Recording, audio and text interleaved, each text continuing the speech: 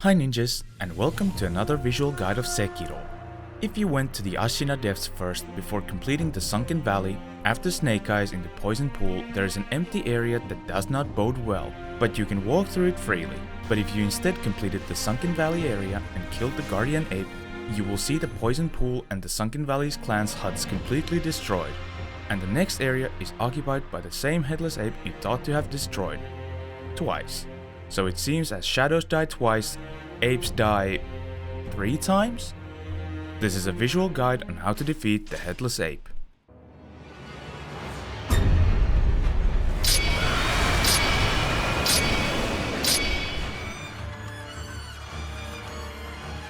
This fight is very much the same as the second phase of the Guardian Ape fight. If you want more detailed explanations on the mechanics on how to fight against the Headless Ape, I will link the video of that guide in the description below. But as for this fight, the arena is slightly smaller than the one in the Bodhisattva Valley, so be wary of that.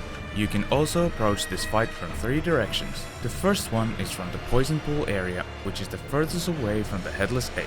The second is above the Poison Pool from the narrow cave where you proceed further on, instead of going above where the prayer bead was.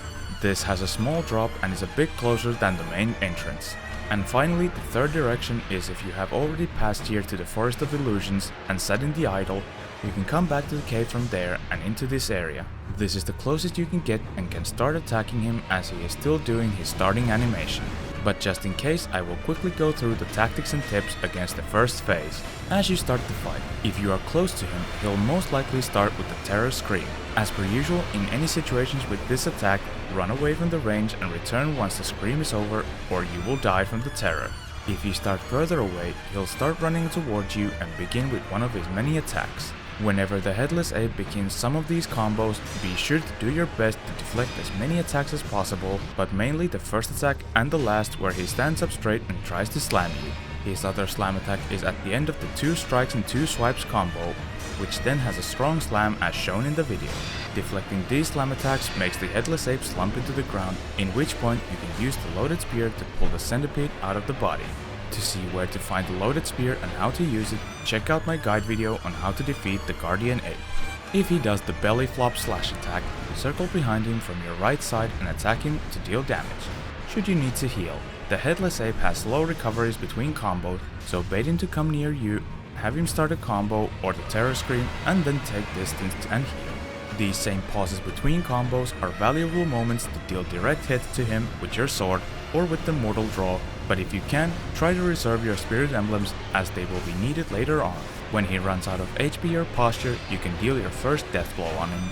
As you get the first death blow, the Headless Ape will run to where he started the fight and do a scream, but instead of the Terror Scream, he will scream normally that will summon his mate. Being close to the Headless Ape when he screams will knock you down on the ground, but luckily does not deal any damage. And now the real fight begins. The mate has some of the same attacks that the Guardian Ape's first phase had, which are the roll attack combo, the dash attacks, and all the singular attacks involved in those combos. She uses the first upward swipe attack from the Guardian Ape's tantrum combo, but does not flop onto her back and instead stays up and quickly resumes the fight after that. Thankfully, she does not have the flatulence, the projectile attack, and neither of the grab attacks. Mostly this fight's challenge revolves around the combination of attacks that the 2 apes execute simultaneously. The mate mostly uses the dashes to circle behind you, while the Headless Ape begins launching up his combos and attacks. Also, while the Headless Ape is occupied, the mate uses the roll attack combo to keep you on the defensive, let the Headless Ape recover, and also circle behind you yet again. Whenever the Headless Ape falls into the ground from either the belly flop slash attack or from staggering after the deflection of the slam attacks, the mate will always pounce on you with a jump slam attack that does high damage. So if you deflect the Headless Ape, you have just the right amount of time to use the loaded spear before you have to instantly switch target to the mate and deflect her slam. The Headless Ape sometimes uses the Terror Scream to fend you off in order to let the 2 recover themselves a bit and prepare to launch a new assault. While the Headless Ape screams, the mate stays by his side for a second or 2 and then charges at you from the cover of the scream. Many times when the mate's posture is high, she'll hide and recover under the mate's Terror Scream. It depends heavily on the distance of the mate to the Headless Ape on how she will react once the Headless Ape has started a combo. Usually if she is far away, she will wait for a moment to pounce on you at the end of the Headless Ape's combo. But if they are close together, they will both initiate simultaneous attacks, and if both of these attacks hit, there is a high chance that you will die. For example, if the Headless Ape does the high jump sweep attack while the mate is far away, you can jump and stomp on him normally until the mate pounces towards you, but if she is close when the sweep attack happens, there is a high chance she'll initiate attacks the moment when you prepare for the Headless Ape's sweep attack. Now let's look at some tactics and tips. This fight is amazingly frustrating, but at the same time not that hard, since the Headless Ape himself doesn't offer anything new and the mate has a diminished moveset compared to the Guardian Ape's first phase. But if you let this fight go on longer, it'll wear you down and leave you open for possible mistakes, which can bring your HP down to 0 from full at an instant if you're not careful. Luckily for you, the bosses also make mistakes in a sense, so you can battle them fair and square for a moment before the other rushes into the fray by their mate's side. Also, you'll only have to deal with the hard part for only one phase. The first phase you could do as you did in the previous fight, but as the second phase starts, you can either fight them normally with your sword if you so desire. When fighting them this way, you should try to focus on one of them, but always have your eye on the other as well, and be ready to switch targets if the other initiate attacks at you to deflect those. It is easier to kill the mate first since she has less HP, posture, and staggers easier. If the Headless Ape does a terror scream, run away for a bit and wait for the mate to come at you with the pounce or with the rolling swipe combo, and after deflecting them, start punishing her with attacks, and as the Headless Ape closes in, deflect his attacks if necessary, or just take distance and then wait for the next opportunity to do this again. Be patient if the mate is not cooperating and just wait that they are separated. If the opportunity rises, do punish the Headless Ape as well, but just be modest and disengage when the two get closer to each other. The second method of fighting is before the fight begins, first use the ceremonial Tanto to gain 5 spirit emblems, and Ako Sugar or Yashariku Sugar if you want more damage but more riskier approach, and then run towards the Headless Ape. As a quick side note, you don't need to use a Divine Confetti here as it does not increase your Mortal Draw's damage, only attacks dealt with Sabimaru, even though I suggested to do this in the previous video. I apologize for the misinformation. As you get close, jump towards him and use the mid-air Mortal Draw while holding the charges in both of these slashes. For some reason, if you use the Mortal Draw with the mid-air Combat Art skill, the game rates it as having the Empowered Mortal Draw skill, which is the strongest version of the Mortal Draw. After doing the first 2 slashes, do another set of mid-air Mortal Draw slashes the same way. If you are using Aqua Sugar, you need to damage him for a few more times before you can do a death blow. But with Yashariku Sugar, you can hit him only 1 or 2 times before getting a death blow. But after the death blow, retreat a bit to this spot shown in the video. As the Headless Ape is about to start the summoning scream, use the Long Spark Shinobi Firecracker by holding R2 to use the charge up version, and then retreat a bit so that the mate won't land on you, and try to get her to stagger by the firecrackers. After she is staggered, you can spam 2 or 3 firecrackers on her to raise her posture meter, and try to finish her off quickly. If you kill the Headless Ape first, the mate will surrender and die of sorrow, ending the fight nevertheless. With the second death blow inflicted on the Headless Ape, you can finally end this fight and watch the same death blow animation you saw a bit earlier in the Bodhisattva Valley. Congratulations on the victory. You are rewarded with the battle memory of the Headless Ape and 2 prayer beads. But at this point, you should know that the Guardian Ape is a tenacious being, and with the mortal blade on your back, you are given the prompt for a death blow, in which point you can finally lay the ferocious beast to rest. Congratulations on the victory.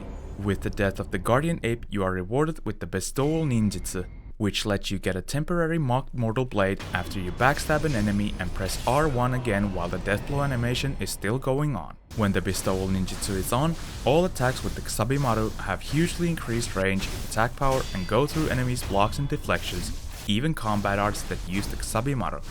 And now I will show you example runs on how to defeat the Duo Ape fight with possible mistakes and how to recover from them. First is a normal run.